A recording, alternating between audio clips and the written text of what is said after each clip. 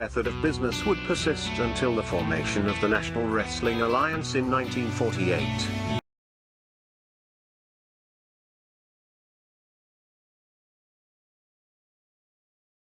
The NWA as a central governing body, with its singular, undisputed world champion, would be absolute and undeniable. This control, combined with the expansion of the interstate highway system, and the inevitable popularity and availability of regional television, would usher in an era of wrestling that was defined by what would come to be known as the territory system. The territory system would dominate wrestling for nearly 4 decades. While the borders, authority, popularity, and obedience of individual NWA territories was in a near constant state of flux, to this day the impact and influence of these territories is still felt. Each territory had its own signature promoter and star. While it is impossible to cram these characteristics into a static, concrete map, we are damn sure going to try anyway. So open up your eyes before it gets too late. Now one man, there's no way you can. Hit the streetlights running, don't give a damn. A simple explanation that you'll never find. Sinners never sacrifice. We never leave love alone. Is hate really worth the price? Look at what we've done. Never cared for compromise. Always threatening someone's life, and it feels like the end of the world.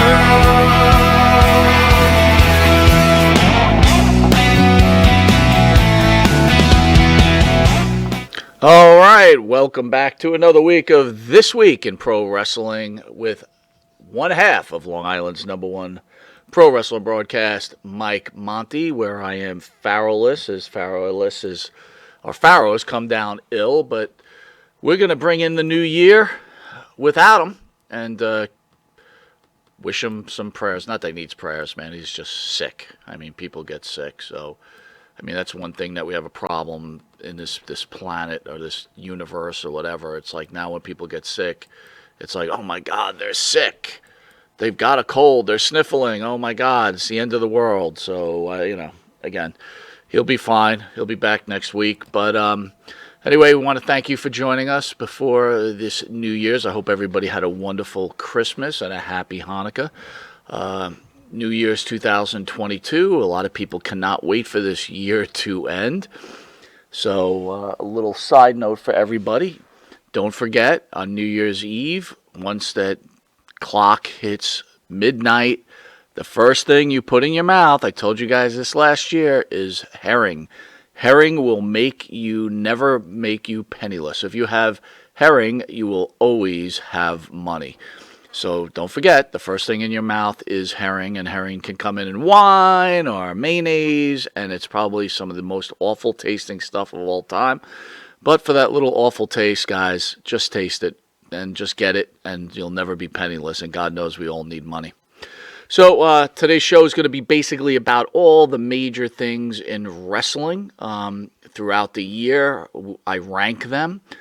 So I'm going to go through the list, and we're going to start off with an honorable mention. Mandy Rose being fired, Mandy Rose being let go recently by the WWE due to her social media outlets and being a little bit racy.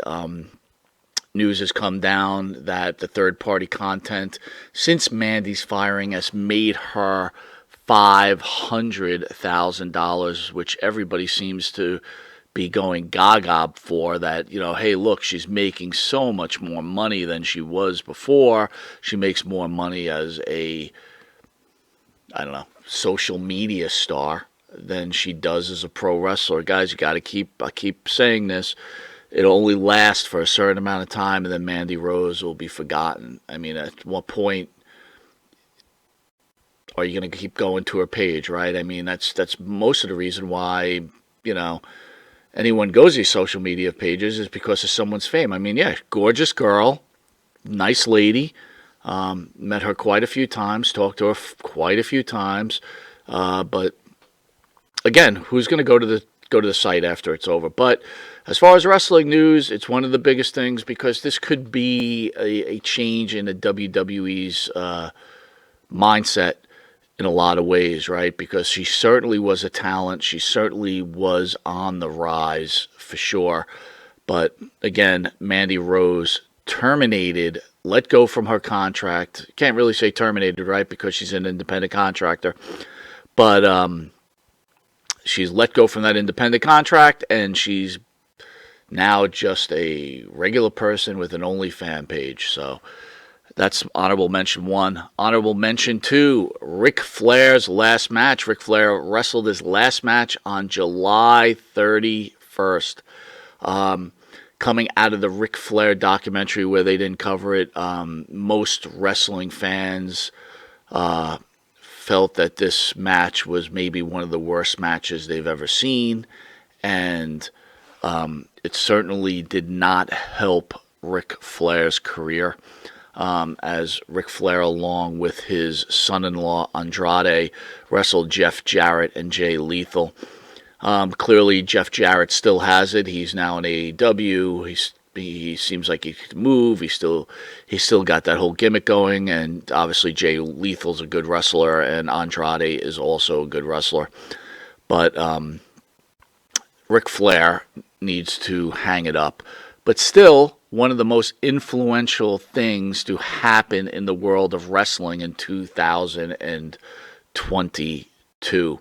Again, when Ric Flair's name's attached to anything, being a former WWE fan, not former, but a lifer growing up on WWE, my first touch with Ric Flair was through Turner Cable.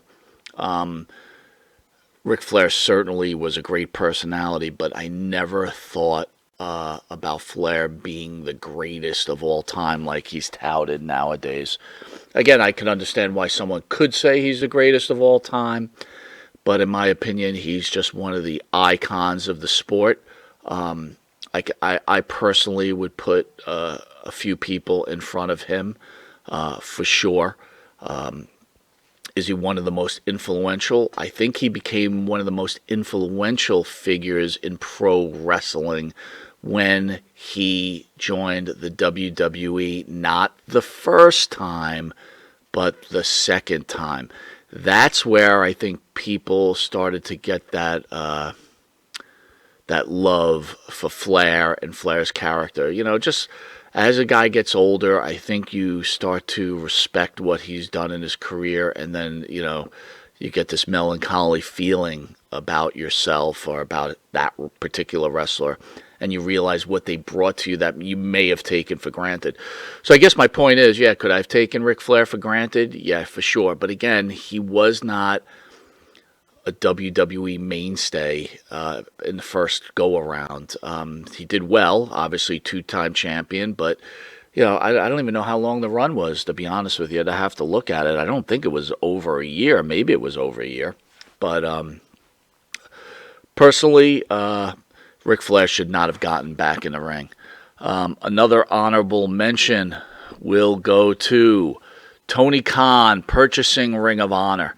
Now, again, for some people, it's not the biggest deal in the world. I was not a Ring of Honor guy, never went to Ring of Honor matches, could have cared less about Ring of Honor, but I will give Tony Khan his props for keeping that organization alive. I think there's something to be said there.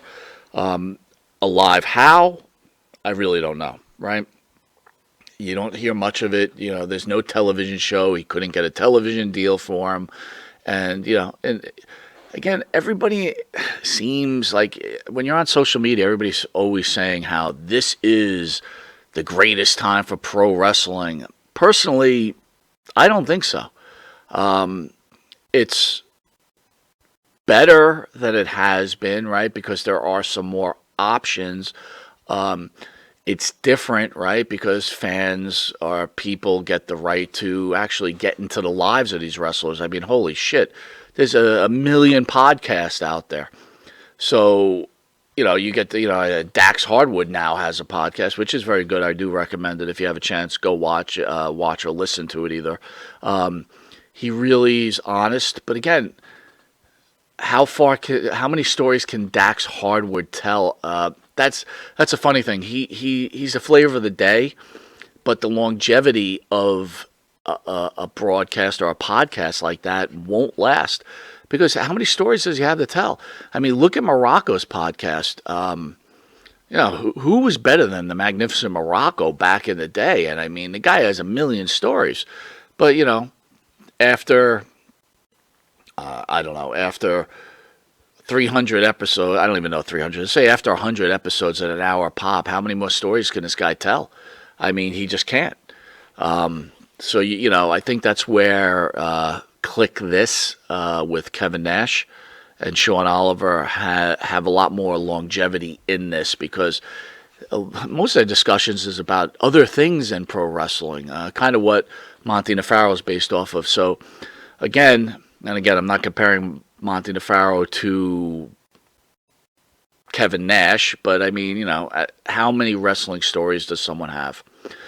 So, number 5 of one of the most important things that happened in 2002 to 2022, Stone Cold Steve Austin's return to the ring. Stone Cold Steve Austin made his return to the squared circle for the first time in 19 years, battling Kevin Owens in a no-holds-barred match. Now, I don't know, we've all seen that match. Personally, I thought it was fantastic. I think a lot of fans thought it was fantastic. Stone Cold was in really, really good shape. Kevin Owens was able to carry him also. And again, don't get insulted the fact that Kevin Owens had to carry Stone Cold Steve Austin. Of course you have to. The younger guy has to carry the older wrestler. And it's not saying that Stone Cold wasn't in great shape, because he was. And it was a hell of a match. It was exciting.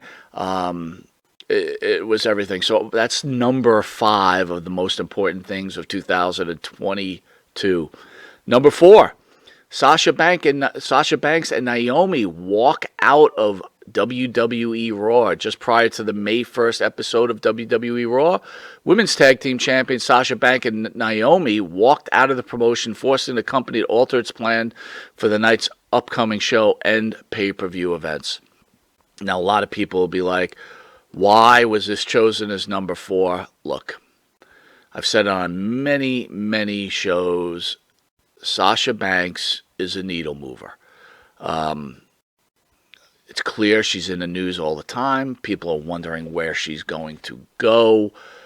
She's on a plethora of either television shows on Disney and some of these reality shows. She was walking with Naomi, I think, in the model thing in the city, showing off outfits, things like that. So Sasha Banks is a needle mover. So someone to walk out, again, another situation going back to Mandy Rose. Here's an independent contractor standing up for themselves and saying, nope, I'm not going to do this. Does she go to, everybody knows she's going to Japan. Will she go to AEW? If she does go to AEW, this will be a big deal for AEW, for sure. I think that eventually will, that again, back to Pharaoh's point, who is she going to wrestle against? I don't know. That's the questionable thing. But for the short term, they'll get my interest. I'm a big Sasha Banks fan. I think she's a bit spoiled. If everybody remembers on the interview that we had, a couple of wrestlers had said that they felt that, most recently Tony Atlas felt that, she's making a big mistake. Bill DeMott, on a recent interview in 2022 with Monte Pharaoh, Long Island's #1 pro wrestling broadcast, said that he felt that Sasha Banks was unprofessional. Do your job and then negotiate. The other question is, Sasha Banks, from what the dirt sheets say, and you don't know what the truth is, saying she wants Charlotte Flair and Becky Lynch money. Do I think she's worth it? Look, again, I don't know. They've got a team of people that look at the marketing and look at the TV. I'm sure if Sasha Banks is selling a boatload of T-shirts, they would be paying her. So there could be something there. Maybe she's not as marketable as even I think she is. So I don't know. But also, still, number 4 in one of the most important things to happen in 2022. Number 3. Cody Rhodes leaves AEW and returns to the WWE. Obviously, Cody Rhodes was one of the founders and vice presidents of AEW and was an integral part of bringing a new age to wrestling to the audience back in 2019. But somewhere along the line, Cody must have realized that this is not where he wants to be. What could it be? Maybe he didn't have the control that he thought he was going to have.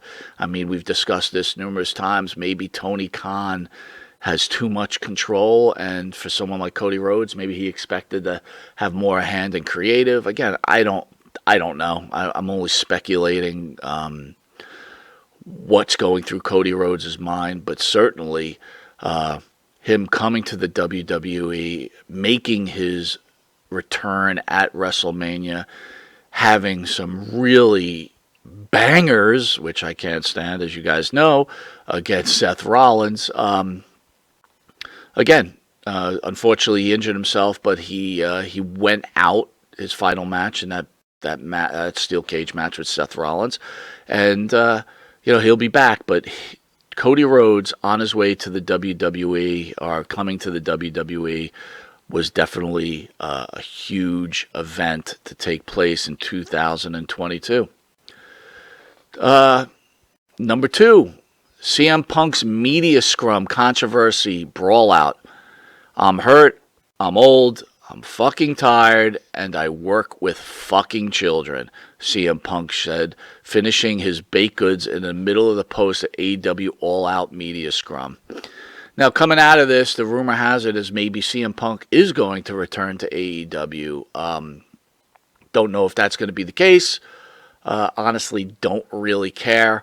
I would think that if Tony Khan had a magic crystal ball, he'd be looking in it and say whatever he spent on CM Punk, which I heard was in the upwards of $6 million, did not have a great return on investment there.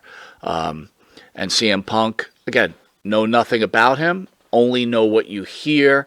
Again, I would want to ask a wrestler who personally knows CM Punk. I mean, on Dax Hardwood's podcast, he seems to be a big fan of CM Punk and thought he was a great wrestler for the industry, which a lot of people think, and he thought he was a great representative for the boys and girls or women in the back. When you hear about when he was in WWE, you heard he did a lot of belly aching and clearly did a lot of belly aching in AEW. So, again, that doesn't change the fact that this media scrum was the talk of pro wrestling for the majority of the second half of the summer and going into the fall. So at number 2, CM Punk's meltdown at the scrum, which caused suspensions, firings, supposed firings, and just an upheaval within the AEW infrastructure. So at the final, obviously, is going to be the easy one. I don't think anyone can disagree with this. Vince McMahon's retirement amid allegations of misconduct. What possibly bigger than Stone Cold Steve Austin's return to the ring, or an AEW VP jumping to the WWE, or Tony Khan getting disrespected by CM Punk? Probably the most important promoter in the history of professional wrestling retiring amid sexual misconduct allegations. Vince McMahon retired effective immediately on July 22nd, ending nearly a 5-decade-long run as the face of this industry. Again, whatever you choose in life, you make your choices and you live with them. Vince McMahon was running a privately owned company. he would never have stepped down. But being the fact that he went public, meaning that he brought WWE to the stock market, which he made billions off of, you have to answer more than this yourself. Now, let's not forget, Vince and his family still are in control of the WWE. But in 2022, we quite possibly saw the demise of one of the greatest pro wrestlers, right? Because let's not forget that Vince was a pro wrestler. The greatest promoter. And for someone like myself that grew up on the WWE, just an icon and even a mentor, it's very hard to choose words on Vince McMahon because Vince McMahon is everything in a nutshell, right? He's an innovator. He's a family man. He's a businessman. He's conquered everything that he's. I mean, when you look at some of the failures that Vince had, it pales in comparison to the successes that Vince McMahon had. You know, I think we could point out the XFL. You could point out, what was it, the bodybuilding organization that Vince was in or created. I think on both those occasions, Vince tried to get on a train that had already left the yard, right? Bodybuilding was kind of on the downslide, and the XFL, let's be honest, I don't really know anybody that doesn't love football, man, but I could not watch football year round. I'm sorry. There's a section in our hearts for football, and having football after football all year long, it just didn't work. But think about what Vince has done for the industry. You know, look, he handed took out every other promoter, took them all out until there was nothing. And he was finally challenged by a media mogul like Ted Turner. And Vince beat him. He lost a lot of battles, but won the war. And, finally, his dream of going into the stock market and making all this money. And then, he gets caught with his hand in the cookie jar. Again, this is a moral problem. This was not a legal problem. Vince did nothing illegal. It was just a morality issue. But anyway, 2022, that's the top 5. I want to thank you guys for joining us. We'll see you next week on This Week in Wrestling. Enjoy SmackDown, enjoy Rampage, and everybody, please, Happy New Year. Have a safe one. We'll see you next week.